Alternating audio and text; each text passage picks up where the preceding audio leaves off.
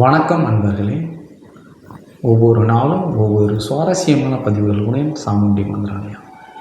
இன்றைய பதிவாக பார்க்கக்கூடிய விஷயம் என்ன அப்படின்னா, முருகப்பெருமானுடைய தன்மைகள். நம்ம நண்பர்கள் நிறைய பேர் கேட்குறாங்க, சாமி எல்லாரும் திருச்செந்தூருக்கு போகிறோம், திருச்செந்தூரினுடைய ஏன் இவ்வளோ பேர் போகிறாங்க, இதனுடைய ரகசியம் என்ன, அதனுடைய தன்மைகள் என்ன அப்படிங்கிறத ஒரு கேள்வியாக கேட்டு வராங்க. திருச்செந்தூரில் என்ன ஒரு எல்லாருமே போகக்கூடிய காரணம் என்ன, முருகப்பெருமான் எல்லா இடத்துலையும் இருக்கிறத விட எல்லா கோயிலும் திருச்செந்தூரினுடைய ஒரு சித்த ரகசியமாக கருதப்படக்கூடிய இடம் திருச்செந்தூர். சூரசம்பார இடம் பண்ணதுன்னு சூரனை வதைத்த இடம் அப்படிங்கிறது உங்களுக்கு எல்லாத்துக்குமே தெரியும். ஆனால் அந்த கோயிலில் ஒரு ரகசியம் இருக்குது. பல குகைகள் இருக்குது, பல அறைகள் இன்றைக்கும் தடை பண்ணக்கூடிய அறைகள் இருக்குது. இப்போ கும்பாபிஷேகத்தெல்லாம் பார்த்திங்கன்னா தம்பூதிரிகள் மேலே வந்து பண்ணாங்க. இதெல்லாம் எனக்கு கேள்வி கேட்டாங்க, ஏன் தம்பூதிரிகள்லாம் கும்பாபிஷேகத்தில் பண்ணாங்க, இவ்வளோ பிரம்மாண்டமாக நடக்குது, ஏன் திருச்செந்தூர் ஏன் இவ்வளோ கூட்டங்கள் வருது, இந்த கூட்டத்தினுடைய தன்மைகள் என்ன, அப்படி என்ன அதிசயம் திருச்செந்தூரில் அப்படின்னா, எனக்கு தெரிந்த அளவில் உலகத்தில் திருச்செந்தூரை மாதிரி எந்த ஒரு கோயிலுமே இல்லை. அருள் பாலிக்கிறதுன்னு சரி, எப்படி சொல்லுதுன்னா, நான் இந்த கோயில்களை குறை சொல்லலை, இந்த ஒரு தன்மையில் கெட்டலை. எப்படி அப்படின்னு கேள்வி. நீங்கள் எந்த தெய்வ கோயில்களில் உங்கள் உள்ளூரில் இருக்க தெய்வமாக கூட இருக்கலாம், இந்த கோயிலில் போய் நீங்கள் சாமியை வழிபட்டுட்டு பகவான்கிட்ட நீங்கள் பகவானோ அம்மன்ட்டையோ நீங்கள் கேட்ட வரங்களை வாங்கிட்டு கீழே நீங்கள் தான் இறங்குவீங்க. அது ஒரு படியாக இருக்கலாம், 100 படியாக இருக்கலாம், 1000 படிகளாக கூட இருக்கலாம், கீழ் நோக்கி இறங்குவீங்க.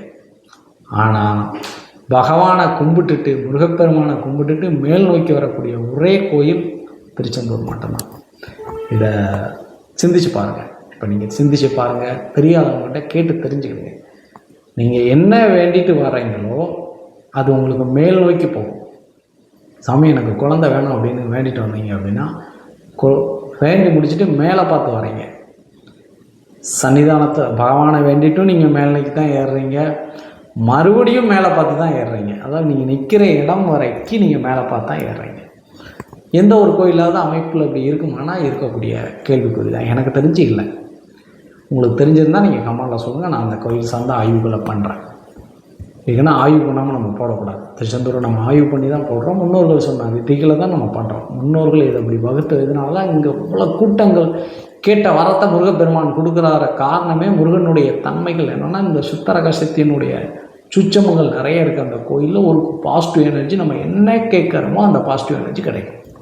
இப்போ சபரிமலைக்கு இவ்வளோ கூட்டங்கள் போகிறாங்கன்னா அந்த தை மாதத்தில் அந்த ஒரு பாசிட்டிவ் எனர்ஜி இருக்குது, மார்கழியில் ஒரு பாசிட்டிவ் எனர்ஜி, கார்த்திகையில் ஒரு பாசிட்டிவ், இந்த 3 மாதத்தில் தான் அந்த பாசிட்டிவ் எனர்ஜி. மிச்ச மாதத்தோடு போகிறதெல்லாம் ஒரு ஐயப்பனை தரிசனம்.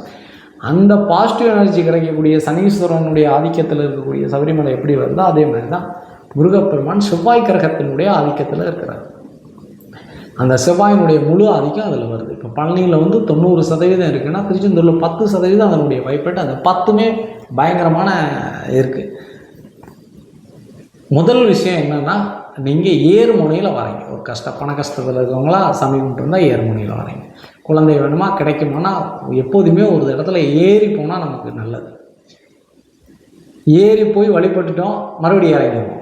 ஆனால் இங்கே அப்படி இல்லை, இறங்கி போய் வழிபட்டு ஏறுற இடம் திருச்செந்தூர் மட்டும்தான். நீங்கள் நல்லா போன நண்பர்களாக இருக்கட்டும், போனவங்களாக இருக்கட்டும், இல்லை நீங்கள் ஒரு திருப்பு போயிட்டு முருகப்பெருமானை தரிசனம் பண்ணிட்டு பாருங்கள், மேலே பார்த்து வருவீங்க. கோயிலேருந்து நட வரைக்கும் நீங்கள் மேலே பார்த்து தான் வருவீங்க, மறுபடியும் மேலே பார்த்து தான் வருவீங்க. இப்போ கடல் இருக்குன்னா கடலில் ஏறும்போவே பள்ளத்தில் தான் இருக்கும், கடலில் குளிச்சுட்டு எல்லோரும் மேலே பார்த்து தான் வருவீங்க. ஆனால் இதில் மட்டும்தான் நீங்கள் என்ன பண்ணுறீங்க, மேலே பார்த்து வரீங்க. சரி, நம்மளுடைய பாவங்களை போக்கக்கூடிய இடம் அப்படின்னு பார்த்தீங்கன்னா அந்த நாளிக்கிணறுன்னு சொல்லக்கூடிய இடம். அதுலேயும் நீங்கள் நல்லா பாருங்கள், பெரிய பெரிய கோயிலில் தீர்த்தங்களை பார்த்தீங்க அப்படின்னா நம்ம போய் முங்கி குளிச்சுட்டு மேலே வந்துடுவோம். அதாவது மேலேனா ஒரு கொஞ்சம் தான் வரும். ஆனால் இதில் பாருங்கள், குளிச்சுட்டு அதுலேயும் நம்ம மேலே பார்த்து மேல் நோக்கி தான் வருவோம். ஒரு அடி சாஸ்திரங்கள் இருக்குது, அந்த அடிப்படை தான் வரும்.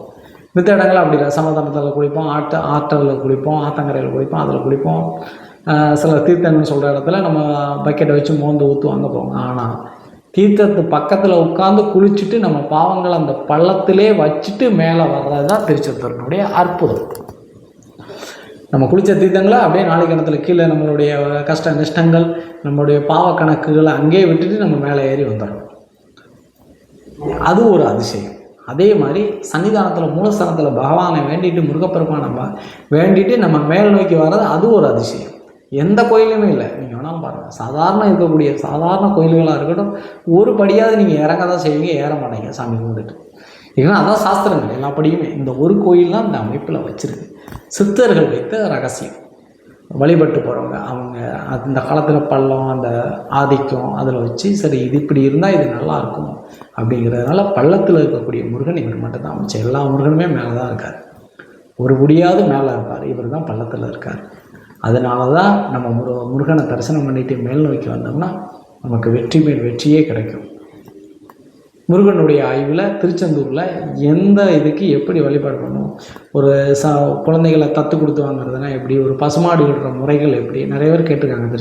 முறைகள் எப்படி, இந்த மடிப்பீச்சை எடுக்கிறது கரெக்டு தானா, அந்த மடிப்பீச்சை எடுக்கக்கூடிய முறைகள் கரெக்டு தானா, ஒரு மாடுகள் இருக்கட்டும் ஒரு சேவல் இது மாதிரி வாங்குறது கரெக்டு தானா, திருச்செந்தூரில் நம்ம எதிரிகளை அவர் விலக்கி விடுவாரா, கல்யாணம் ஆகாதவங்களுக்கு எப்படி கல்யாணம் ஆகும், செவ்வாதோஷக்காரங்களுக்கு எப்படி பரிகாரம் பண்ணணும், இப்படி பல்வேறு விஷயம் திருச்செந்தூரில் மட்டுமே இருக்குது. இன்னும் 6 படைக்கு போனோம்னா நம்ம சேனலில் ஃபுல்லாகவே ஒரு வருஷத்துக்கு முருகப்பெருமானுடைய போற்றி பாடவோ முருகப்பெருமானுடைய நாமங்களை சொல்வதுக்கோ நமக்கு மிகவும் தகுதிகள் குறைவு என்று நம்ம சொல்லுவோம்.